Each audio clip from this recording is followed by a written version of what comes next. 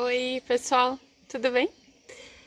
Esse é um vídeo para falar um pouco do Pão Francês, um livro que a gente publicou no final de 2019, pela Incompleta, da Aline Zulvi. É a nona publicação da artista, primeira vez que a gente trabalha junto.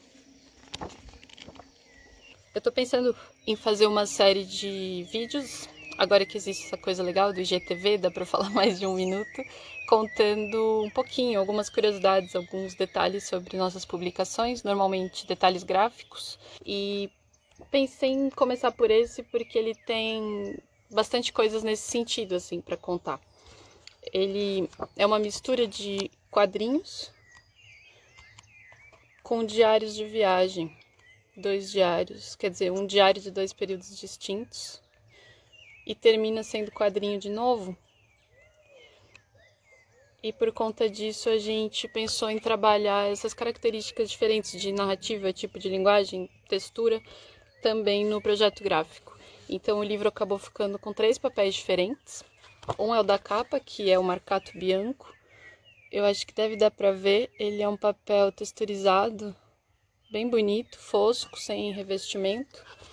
Depois no interior a gente fez os quadrinhos num alta alvura mesmo, offset. E o diário, a parte do diário é num verger amareladinho. São também 2 tipos diferentes de impressão. O início e o fim são impressão offset normal, usando apenas cor preta. E o miolinho a gente fez nesse Pantone, que é um laranja tijolo meio amarronzado, no qual a gente chegou depois de muitos testes, achou que era a cor do livro.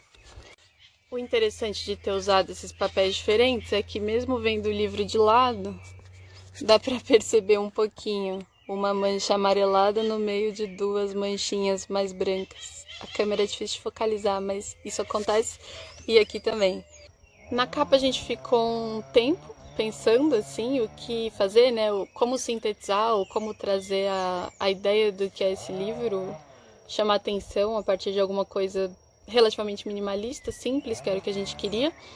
E tinha 2 coisas que a gente tinha muita vontade de manter. Esses olhinhos duplos que a Aline faz para falar dela mesma, para desenhar ela mesma, e o humor, que é uma coisa que ela tem bastante, assim, não só no texto, mas o próprio traço dela, né? Tem uma coisa bem humorada, assim, divertida. A gente ficou pensando bastante. E em algum momento a gente lembrou do Antoine Doinel, que eu não sei se todo mundo conhece, mas é um personagem bem icônico do Truffaut, que em um dos filmes, quando ele ainda é mais novinho, tá começando a ficar adolescente, ele para na frente do espelho e tem uma cena dele falando o próprio nome várias vezes, repetindo, em entonações diferentes, em ritmos diferentes, como tentando entender a própria identidade e quem ele era através do jeito de falar o nome, né? No fim, como é que eu quero me apresentar para o mundo? Quem sou eu? E é uma cena muito bonita, muito engraçada ao mesmo tempo, que a gente acabou trazendo para a ideia da capa, né? Mas aqui, no caso, é a Aline olhando para ela mesma, afetada e, sei lá, alterada por essas influências da cultura francesa, bem marcada nesse clichêzinho do bigode, da boina, né? Aliás, esse bigode, ele, não sei se isso vai dar pra ver, mas ele entra também na lombadinha, ela é toda feita de bigodinhos franceses. Depois a contra, ela é um desenho sangrado, uma ilustração sangrada, de uma imagem que já está no interior do livro, na parte do diário. O que a gente fez foi apagar esse texto, né, essa caligrafia da Aline, para colocar as palavras do Ramon Vitral, que ele muito gentilmente escreveu para nossa contra. Um outro desafio grande que a gente tinha com esse livro era o tamanho.